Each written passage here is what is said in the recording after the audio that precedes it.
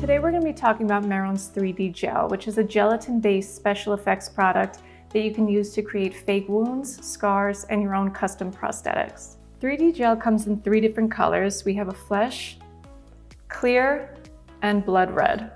So this is the 8oz slab, and a lot of people don't know how to use this, so I'm going to show you. You're just going to remove it from the plastic. And you're going to want a pair of scissors handy because you're going to want to cut this into small slivers.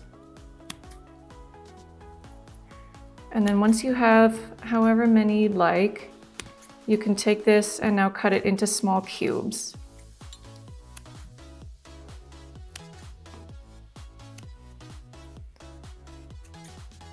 And what you're going to want to have handy is another microwavable safe bowl or a small container like this. You're going to place your cubes in, and then you can microwave this again for maybe 10 seconds, 15 seconds until this is liquefied. And you can stir it up with your stainless steel spatula, allow it to cool, and then you can start applying this to the skin. So this is what it's going to look like once heated in the microwave. And I'm just going to show you how to pour it into the mold so you can make your own prosthetics. So what you want to do is just pour this very evenly and slowly to let it fill into all of the holes of the mold. So when you're taking it out of the mold, you want to lift it evenly and very slowly.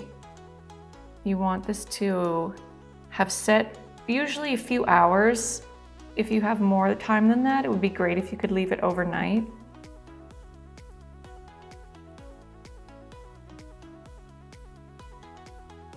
So now you have this piece. Once you take this out of the mold, you're going to want to powder this down again because this is very sticky, and you want to be able to paint this. So you can paint this with any of Mehron's colors, whether it's Paradise, Mask Cover, Cream Blend. But in order to do that, you have to powder it first.